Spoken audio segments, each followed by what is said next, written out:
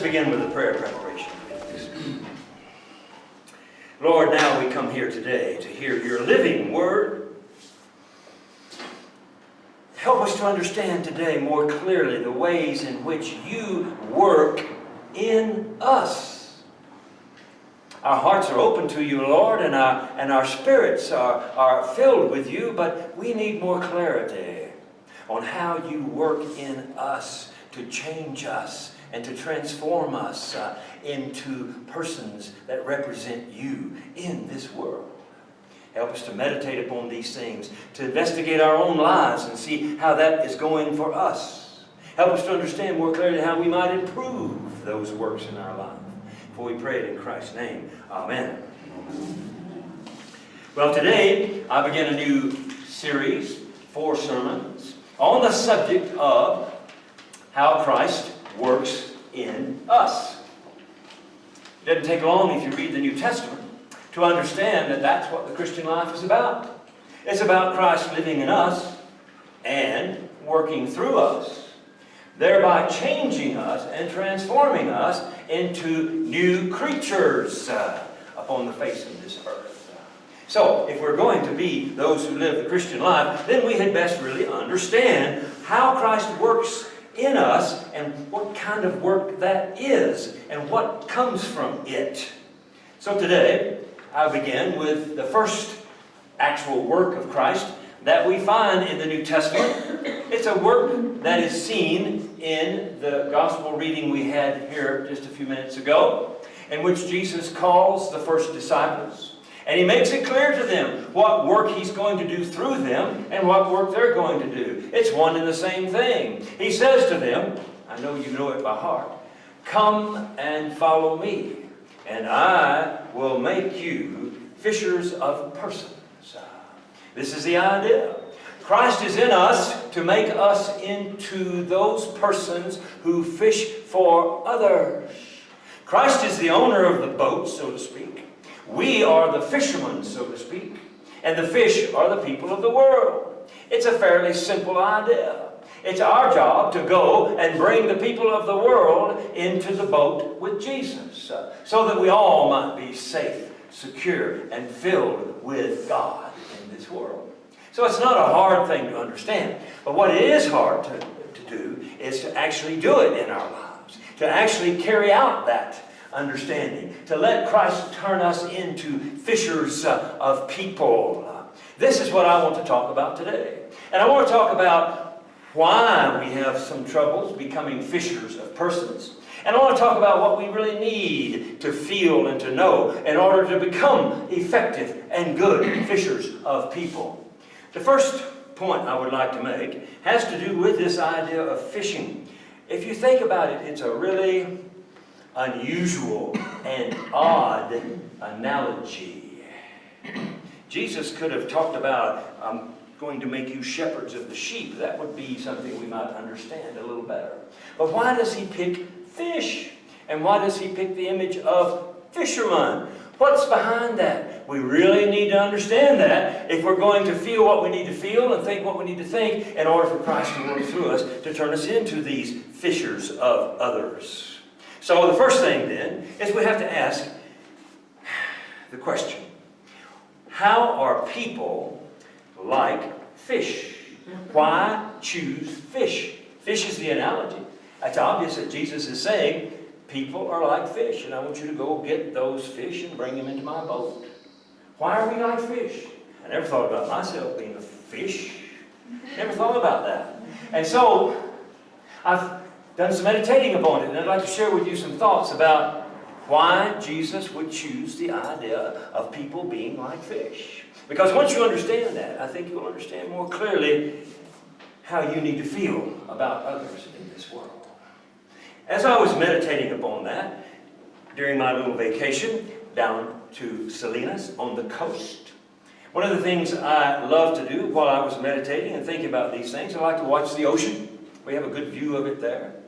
And watch the things happening on the ocean and listen to the sound. And that day that I was thinking upon this, the tide had come in. And in that tide, I saw this kind of a black, dark-looking thing underneath the water, kind of swimming toward the shore. I didn't know what it was, but I soon figured out what it was because of the pelicans of Salinas.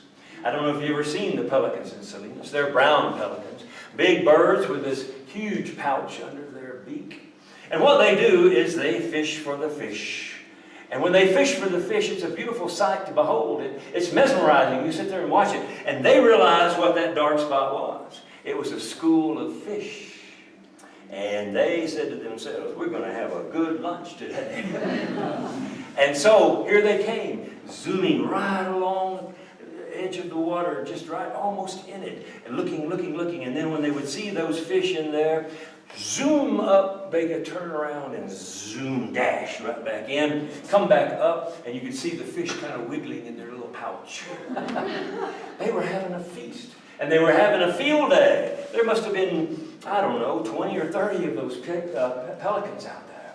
And they would just continually zoom, eat. And I watched it for a while because it was kind of mesmerizing. But as I was watching that scene, it occurred to me, you know, these fish are really stupid. Really stupid. If they want to live, they need to do a whole different kind of lifestyle than what they're doing. You don't need to swim in a big group like that. You don't need to swim so close to the shore. And you need to realize that you don't need to stay there because these pelicans are just coming down, taking one after another. But there they were, just being slaughtered by these pelicans. And so I began to think about fish and how stupid they are. And it began to occur to me, now I think I know why Jesus used the analogy of fish. First of all, it came to me that these fish are delusional. They really are. They think they're going to live forever. Otherwise, why wouldn't they run for the deep water? They're just like, oh, it's a good day, I'm enjoying my life. Sometimes you live, sometimes you die. And they just kind of live in this delusion that they're going to live forever. And they forget about the pelican coming. They don't recognize it. They just think, oh, well, that happened to my neighbor fish, but not going to happen to me. And then there you go. The fish are delusional. They don't realize that life is short. They don't realize you have only a brief time here. And if you want to treasure your life, if you want to hold on to your life, you better swim for the deep waters. You better separate. You better go somewhere, or that pelican's going to take you quickly. And sometimes you can't even keep the pelican from taking you.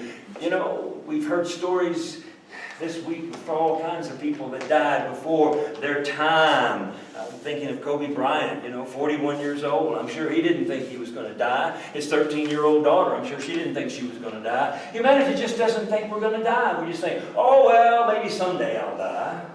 I had a friend one time show me pictures of his kids, and he says, if I die, and I was like, if you die?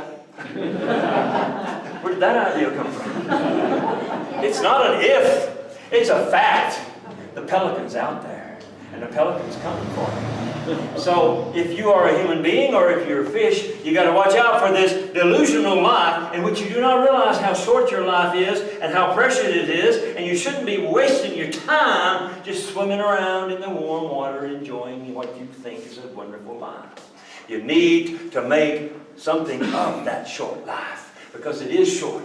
And to think anything else, to think that somehow or another you're not going to die, think that somehow or another you're going to just live on and on and on, to think you've got all kinds of time. I've had people say to me, oh, well, when I retire, I'm going to do good works. And then when they retire, they say, oh, well, when I get to be 80, I'm going to do good works. And I'm like, well, when are you going to do these good works? The pelican's coming.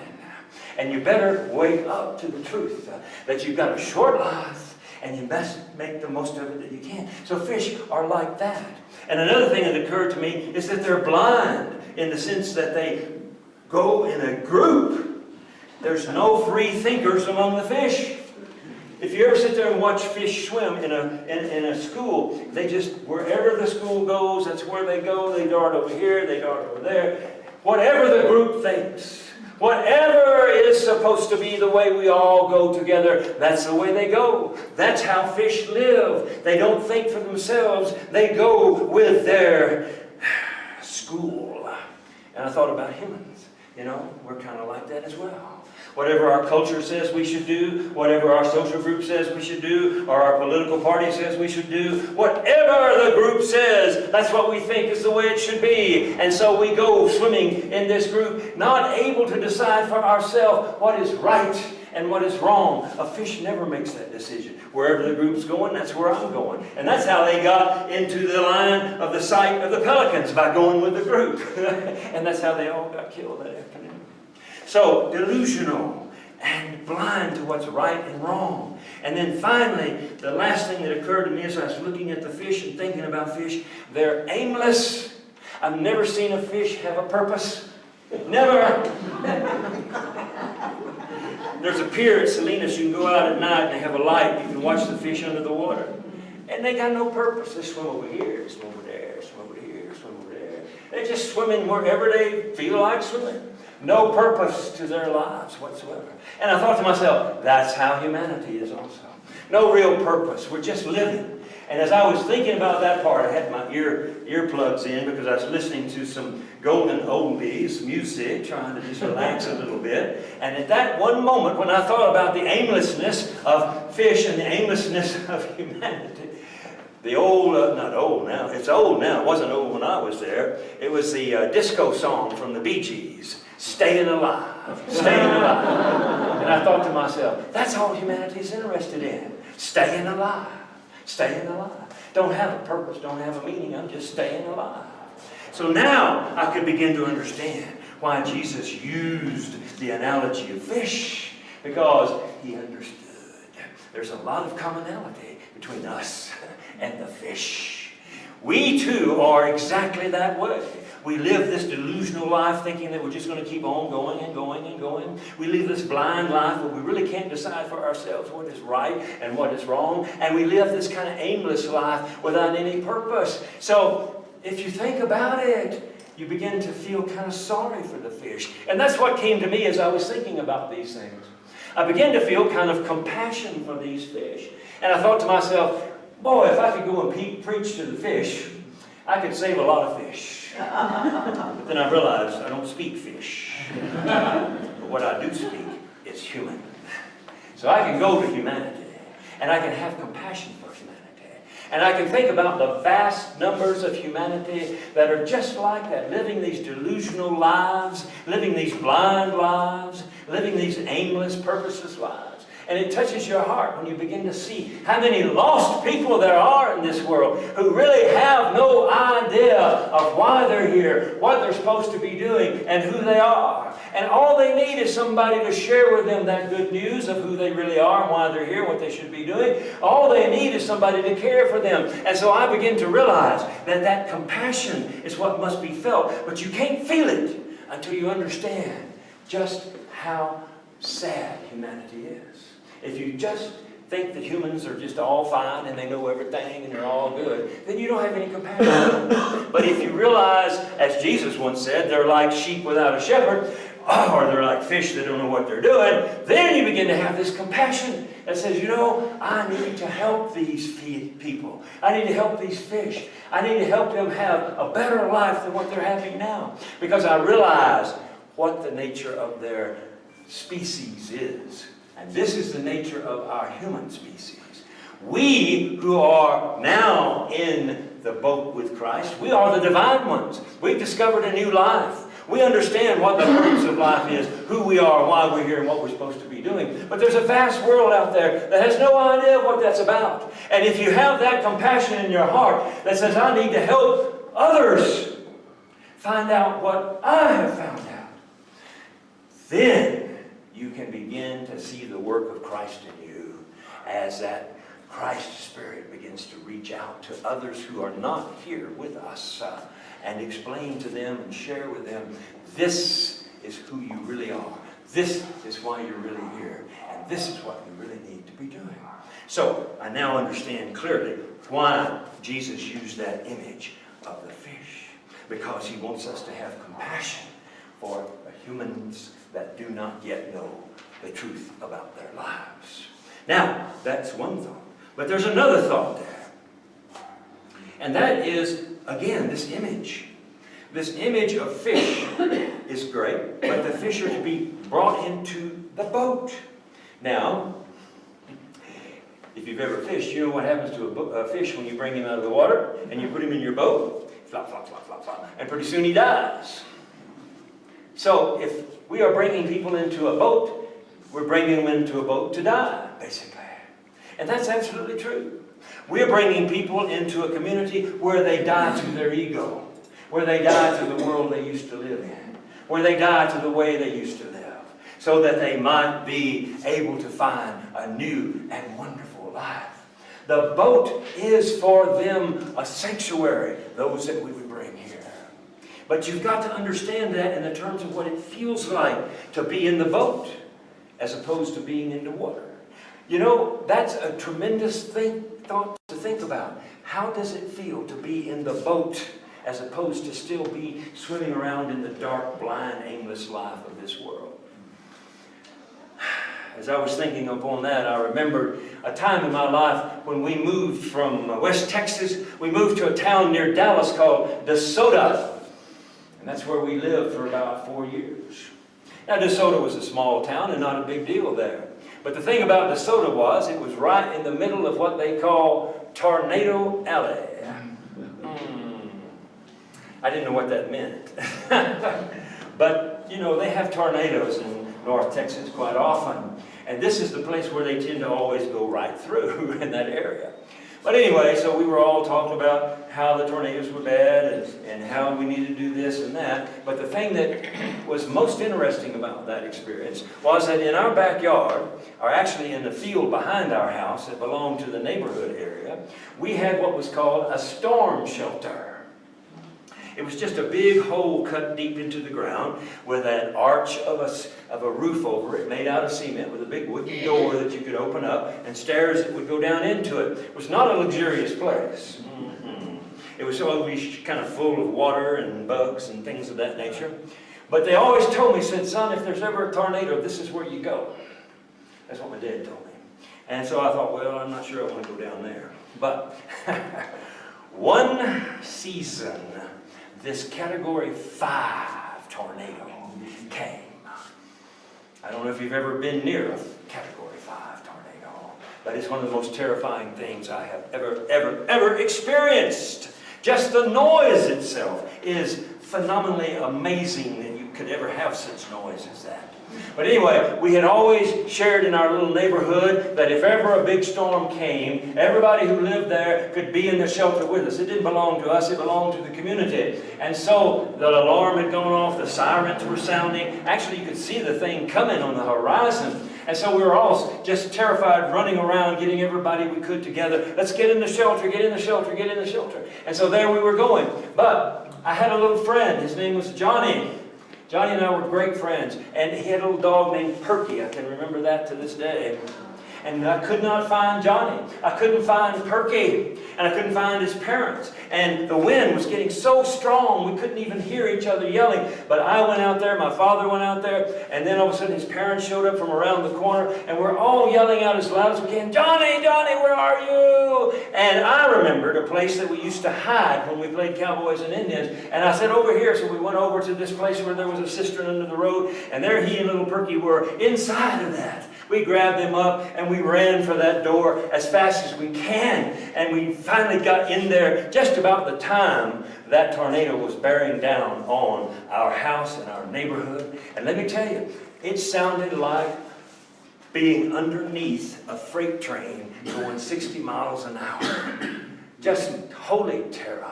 And we were inside. No lights, of course. Wet water, no telling what's crawling around in there. But we're all safe. We're inside and we're all safe. Everybody, including little Johnny and little Perky who was trying to stand in the water. And that thing went over us and we could hear calamity beyond all calamity. It was just a horrible, horrible sound. It seemed like it went on and on forever and ever and ever. But eventually it passed on through. And I remember all of that very distinctly. But the thing I remember the most was how it felt to be in that storm shelter. How comforting it felt. What security we had because we were all together. What thankfulness we all had. Every one of us understood, had we not had that shelter, if we'd have been out there by ourselves somewhere, we'd have been blown away. Matter of fact, one of my good friends from elementary school was caught, and he was lifted up and carried 6 miles away and killed in that storm. But we were together in that shelter. And that's where we felt that tremendous security, that tremendous feeling of thanksgiving that somebody told us about the shelter, that somebody got us there, or that somebody had shown us how to get there. How thankful we were to know we had that shelter to run to. And after that storm was over and we went outside, and that town of DeSoto was pretty much destroyed. Amazingly, our house was only about a third destroyed. But so many houses and businesses and everything. I just remember it was a horrible, horrible scene to see this destruction that had taken place every which way you went. But after that experience, I never feared a tornado in that area again. And you know why? Because I knew we had a shelter. And I knew that shelter could endure a Category 5 tornado. And so, I share that story with you today because I'm trying to create this feeling we need to have here. Because you know what this place is? This is our shelter here. This is our sanctuary here. This is our community here. And it's been amazing this morning, the mention of the thoughts about how wonderful it is to be a part of this community, where people love you, where people take care of you, and where you can take care of others, where you can gather together outside of the storm that goes on out there in this world.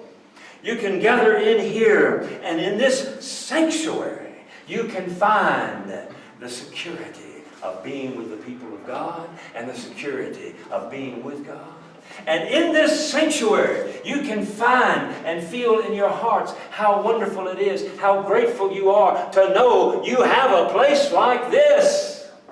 And likewise, because you are here, because you come here, because you endure the storms you face out there, because of what goes on in here, you have confidence. You know that because you are with the people of God in the community of God and that you are in this shelter, you know that you can endure no matter whatever comes your way. Because you have those upon whom you can lean. You have God upon whom you can lean. And the clear message of the Scriptures is simply this: it is better to be in the boat than not in the boat. Let me tell you. That's the good news we're trying to tell the world. We got a boat here. There's a safe place for you. This is called a sanctuary. This is not a political party. This is not a social group. This is not some human institution. This is a sanctuary. And whoever comes here should find the security of God, should find the sense of gratitude for just being alive and having God in their life, and the sense of confidence to endure the storms that come their way. You see? But you have to have that feeling. People say, oh, I don't want to talk to other people about religion because, you know, that's a sensitive issue and I don't want to get into that. I'm not talking about religion. I'm not going to people and saying, oh, do you believe our doctrine? Do you believe our dogma? Do you believe all this? What we need to do is to tell people in this world we got a sanctuary. We got a shelter. And the storm's coming. The storm is everywhere. If you think you're going to live in this world without storms and trials and temptations and tragedies, you need to have another thinking about it. You're still delusional. This world is a very dangerous place in which to live. And if you don't have a sanctuary, if you don't have a shelter, if you don't have a community of those who believe in a God that loves us and will not let us go, if you don't have that, you are alone out there. And that's a dangerous place to be alone. And it's a sad place to be alone. So what I'm saying is, if you have felt any comfort here, if you have felt any joy here, if you have felt any love here, then what's wrong with telling others who are still alone out there in the darkness, we have a sanctuary here. Come be a part of who we are. Come join the love. Come feel the peace. Come experience the joy. That's all we're saying to people. We're not talking about religion. We're not talking about doctrine. We're just simply talking about a sanctuary. My goodness, I've heard so many people. They go to a good restaurant, they have great food, good service, and man, all they can do is yap, yap, yap, yap, yap. Tell everybody about what a great place it is. Tell everybody what wonderful food it is. They don't have no trouble doing that. Why do we have trouble talking about a place like this where we found the eternal values, where we have found the eternal sustenance we need? What's wrong with sharing that with anybody? It doesn't cost anything to come here. We just simply are here for people who need to get out of the storm. And as they are here, they're going to find something that they don't find out there in the world. They're going to find a love that is beyond condition. They're going to find a joy that's beyond circumstances. And they're going to find a peace beyond understanding. And once they come here and they die to their egos, like most fish have to, then they become new creatures in Christ. And it's an amazing thing that happens when we share with others just this one little thought. We got a shelter. It's a place to come. We got a sanctuary. Come and get away from the storms of life. So then, these are the two feelings we really need to have if we're going to let Christ work in us to make us fishers of men. First of all, we got to have compassion for the fish. The fish, which are human beings. They are delusional, absolutely. They are blind, absolutely. And they are aimless, absolutely. Just like you were before you came here. Why can we not have compassion on them? Why cannot we say, I used to believe just like you, but there's a sanctuary you can come to. And the second thing we need is not only that feeling of compassion, we need that feeling of gratitude for having a place like this. And what a great place it is to be. And to be able to be here. Now I know some cannot be here every Sunday. They go here and they go there. And all I would say to you is don't stay away too long. You never know when that storm's going to come. You never know when that tornado will show up. So be here as often as you can. Know where your sanctuary is and be part of your sanctuary. I want to make it clear, I'm not saying that we're the only sanctuary in the world or that we're the only sanctuary in Cuenca. There's others who are trying to offer a sanctuary to people as well. But what I am saying is, I know what this sanctuary is like. And I know the feeling that comes from this sanctuary. And I am joyful and excited and thankful to tell anyone I can, come, be with us and experience the joy, the peace, and the love. What's wrong with that? So these two feelings are what we need. Compassion for others and thanksgiving for being here. That'll turn us on to sharing with others the fact that they too can come and be part of us here. I'd like to close out with a brief little story about myself. Anyway, it seems like there was a young boy many years ago who was invited by other teenagers to come to a church's youth group. And so he went to that youth group. He was kind of a loner, but yet he wanted to be part of the other teenagers. But he didn't fit in too well with the other teenagers, yet he still went. And there was a young associate pastor there who saw him and felt sorry for him, that he wasn't really joining in as well as he could, that he really didn't feel part of that group. And so this young associate pastor who was in charge of the youth group had visited with this young man, and he noticed that this young man was a little deeper thinker than most of the teenagers. And he also heard that this young man had kind of a resonant voice for his age. And so he told the leaders of that youth group, he said, you know, we have somebody read the devotional every Sunday night. Why don't you ask this young person to read the devotional? And so as time went by, they decided to ask this young man to read the devotional. And he got up and he read it, and everybody listened to him. And something about his voice, according to this young pastor. And he went up to this young boy and he said to him, he said, I think there might be a place for you in God's pulpit someday. The young boy was kind of taken back by that because he had no idea of ever wanting to be a preacher, ever. But yet he was encouraged by that thought. Now that young man went on to become very much involved with God. He went on to become a preacher of the Word. And he led many, many people to understand God because somebody invited him to come and be a part of the community of God. and it changed him, and it changed his life. You never know what's going to happen when you encourage someone. You never know what's going to happen when you ask someone to come and be a part of the community of God. Now that young boy, that was me. That was me. That's why I'm here today. Not one of us is born into this world saying, oh, when can I go to church? Nobody's born that way. Every one of you were brought to the boat by somebody, somehow, somewhere. So just think about it. You're enjoying the boat. You're enjoying these elements here of Christ's body and Christ's blood. These elements that remind you of the strength that God can give you and the life that God can give you. You're enjoying that here in this community. You're thriving here and you're having such a wonderful time among these people. But please think about all those that are out there still living a lonely life in a dark world. Not knowing why they should come here. Not knowing if they even want to come here. But you know why. And you know what it feels like. And you need to remember that they do not. And so when you get those feelings of compassion, for those who are not able to be here or who are not here actually, and when you have those feelings of thanksgiving for being here, remember that. And if you remember it and you begin to feel it in your heart, the compassion you need, and you begin to feel the gratitude you need, that's Christ in your heart making you feel that. It's the same Christ that said to his first disciples, come and follow me, and I will make you fishers